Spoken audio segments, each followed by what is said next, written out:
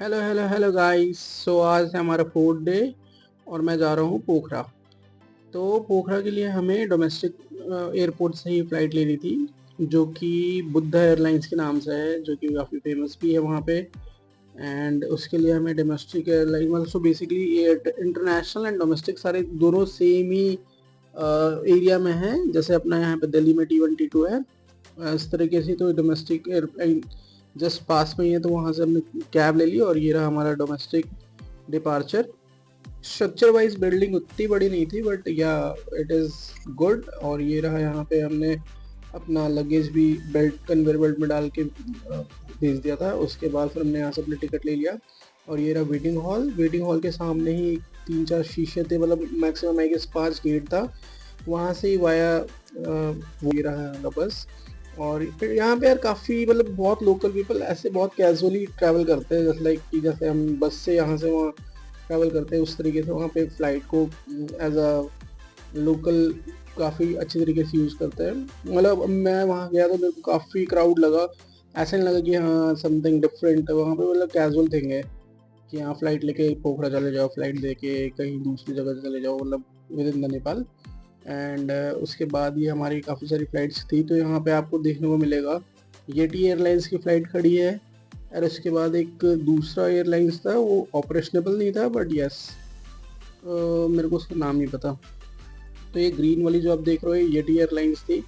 इसके बाद ये देखो, ये छोटे छोटे फ़्लाइट्स हैं, मतलब उतना ज़्यादा बिग इन साइज़ नहीं है बट यस। और ये भी जाने के मतलब इसमें पैसेंजर बस ड्राइवर ने हमें साइड में लाके रोक दिया था, बट रोकने के बाद भी उनको जब तक मतलब ग्रीन सिग्नल नहीं मिला था, उन्होंने हमें बस पे ही बैठा के रखा था और आगे से यू टर्न करके लेके आएंगे। और ये जैसे यू टर्न करके लेके आए, फिर यहाँ पे लोग अब ये टर्न करेंगे एंड ये रही हमारी फ़्लाइट।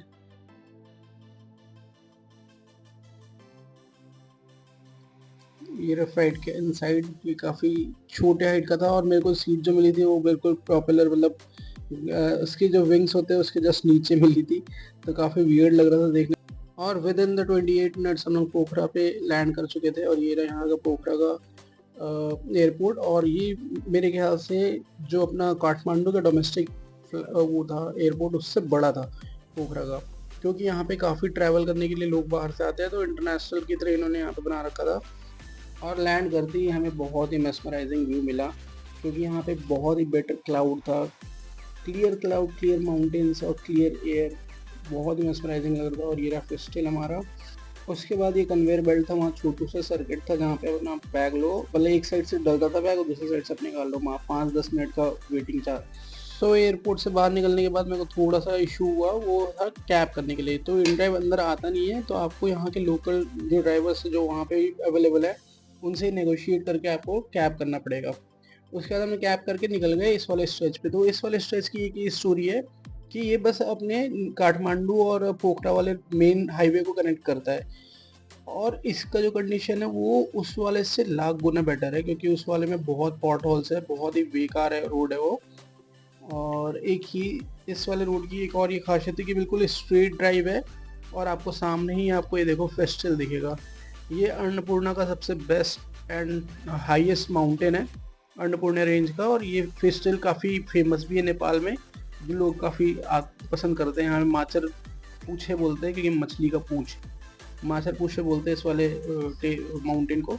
इसके बाद हम धीरे धीरे जाते अपने होटल पहुँच गए और ये रूम बहुत मेस्मराइजिंग था यार, काफ़ी अमेजिंग था। लेक साइड में था, बिल्कुल ही बिल्कुल मलाई लगा लो, आप थोड़ा सा वॉक करके लेक पहुंच सकते हो। और इसके कंडीशन और प्राइस के अकॉर्डिंगली इसको देखा जाए तो मैं इसको तो कम से कम नहीं तो 10/9 देना चाहूँगा। बहुत ही बेटर प्लेस, बहुत ही अमेजिंग व्यू, इसके टेरेस से व्यू दिखता था पूरा 360। और इसके पीछे वाले एरिया में देखोगे तो आपको ये देखो एक फ़्लाइट खड़ी मिलेगी। ये एक्चुअली एक रेस्टोरेंट है, बट अभी वो उस टाइम वर्किंग नहीं, ऑपरेशनेबल नहीं था, तो उसको बंद किया हुआ है। इसके बाद ये देखो मैं वॉक करके बस लेक साइड आ गया, मतलब इससे जस्ट मेरे जो जो रूम लिया था ना मैंने, वो मात्र आई गेस 500 या 600 मीटर्स दूर है। और ये लेक साइड, ये फीवा लेक है। ये फीवा लेक बहुत पॉपुलर है और मतलब बेसिकली पोखरा का काफ़ी पॉपुलर प्लेस और रिच प्लेस माना जाता है, जैसे लाइक अपने दिल्ली में जीके है या फिर सीपी है, उस टाइप से। तो यहाँ जाते ही सबसे पहले मेरे को भूख लग रही थी, तो हमने चिकन नूडल्स खाया था। इसका टेस्ट भी काफ़ी अमेजिंग और समथिंग डिफरेंट टेस्ट कर रहा था। एंड ये फीवर लेक के जस्ट बगल में था। सामने वाला एरिया थोड़ा गंदा है यार, बट स्टिल यार क्या कर सकते हैं, बारिश वारिश हो रही। फिर थोड़ा सा खाते ही हमें भूख लग गई थी, तो हम वहाँ पे सबसे पॉपुलर रेटिंग वाले रेस्टोरेंट में गए जिसका नाम है फ्रेंच कैफरी। वो रोड पे ही था, तो वहाँ पे मैंने ये वाला गैलेट ट्राई किया था। ये चिकन गैलेट है, तो बेसिकली डोसा का एक तरह से मान लो आप। डोसे के लेयरिंग में अंदर पूरा चिकन का स्टफ है, चिकन चीज़ काफ़ी कुछ था, और भाई ने लिया था ऑमलेट एंड ब्रेड्स। तो इसको खाने के बाद हम निकल गए नेक्स्ट ट्रिप पे।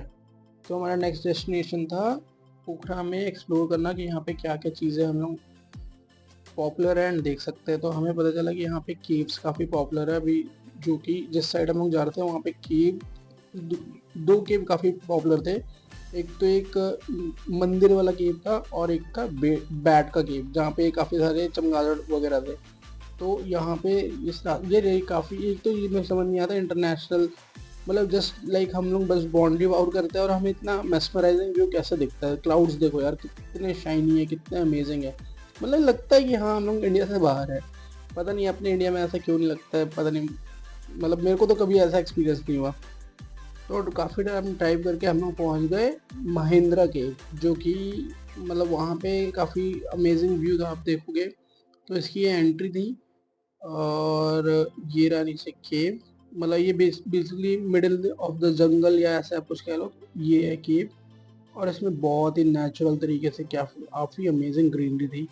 और नीचे जाके मेरे को थोड़ा सा वियर्ड भी लग रहा था, मतलब वियर्ड क्या, फर्स्ट टाइम एक्सपीरियंस था, क्योंकि अभी जैसा आपको दिख रहा है वो है नहीं ऐसा। इसके अंदर आप जाओगे तो एक अलग ही दुनिया है वहाँ पे।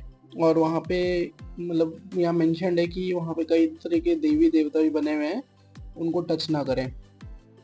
तो मुझे भी समझ नहीं आया कैसा था, बट जब हम नीचे गए तो हमें रियलाइज़ हुआ अच्छा ओके, काफ़ी सारे जो जैसे पत्थर है या फिर जो भी है शेप्स हैं, उनको ही उन्होंने एज अ देवी देवता डिनोट किया हुआ है। तो ये मैं स्टेप से करके, और यहाँ पे यार नेचुरल कूल, हो क्या कूल है। यहाँ पे देखो ये इस तरीके से आपको दिख रहा है एक स्कल्पचर, इसको भी इन्होंने फूल डाल के यहाँ पे भी इन्होंने कुछ डिनोट कर रखा है, किसी भगवान को डिनोट कर रखा है।